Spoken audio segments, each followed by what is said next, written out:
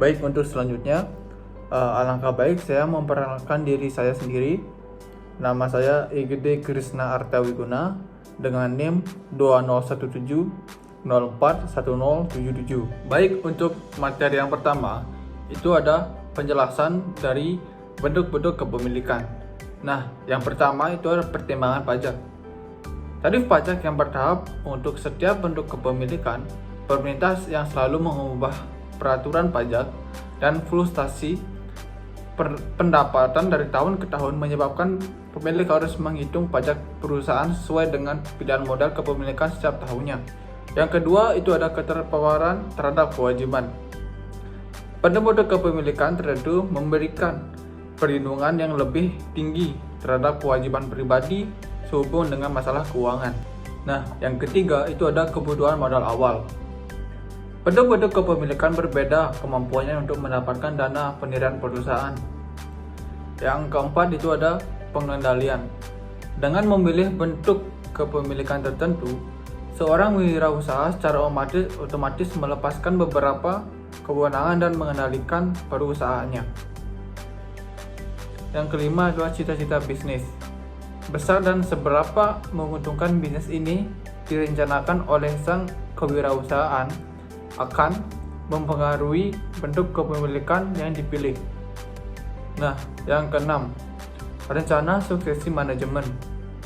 Sewaktu menentukan bentuk kepemilikan, pemilik bisnis harus melihat ke depan sampai ke hari mereka akan menyerahkan perusahaannya pada generasi penerus atau pada seorang pembeli. Yang terakhir yaitu yang ketujuh, biaya pembentukan. Beberapa bentuk kepemilikan lebih mahal dan memerlukan lebih banyak keterlibatan dalam pembentukannya. Baik, untuk materi yang kedua yaitu ada kelebihan dan kelemahan usaha perseorangan. Untuk yang pertama, saya akan menjelaskan kelebihan dari usaha perseorangan. Kelebihannya yaitu memiliki kebebasan bergerak, yang artinya pemilik badan usaha perorangan memiliki kebebasan dalam setiap kegiatannya, termasuk dalam pengambilan keputusan, semua berada di tangannya. Yang kedua itu ada kelemahan usaha perorangan. Yang pertama, keterampilan dan kemampuan yang terbatas.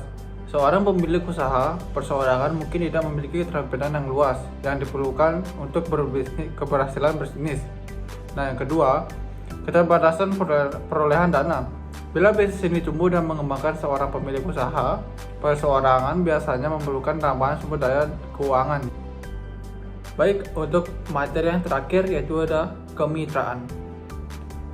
Menurut Dr. Muhammad Jafar Hafsah, kemitraan adalah suatu strategi bisnis yang dilakukan oleh dua pihak atau lebih dalam jangka waktu tertentu untuk meraih keuntungan bersama dengan prinsip saling membutuhkan dan saling membesarkan. Karena merupakan strategi bisnis, maka keberhasilan kemitraan yang sangat ditentukan oleh adanya kepatuhan di antara yang bermitra dalam menjalankan etika bisnis. Baik, untuk selanjutnya saya akan menjelaskan ciri-ciri kemitraan. Yang pertama, ada kerjasama yang terjalin. Perusahaan yang bekerja sama dengan perusahaan lainnya biasanya mempunyai dokumen perjanjian yang sudah ditandatangani oleh kedua belah pihak. Perjanjian tersebut berisi tentang tujuan apa yang ingin dicapai bersama. Nah, yang kedua, perusahaan yang lebih besar berkewajiban untuk memberikan pembinaan dan pengembangan pada perusahaan yang lebih kecil. Pembinaan dan pengembangan yang dilakukan bertujuan untuk meningkatkan mutu barang dan jasa. Atau lebih luasnya, perusahaan kecil bisa bertahan dalam kondisi apapun. Dengan begitu, tujuan bersama semakin mudah dicapai. Sekian video edukasi dari saya yaitu mengenai bab bentuk-bentuk kepemilikan dan waralaba. Jika ada kesalahan kata, saya mohon maaf dan terima kasih.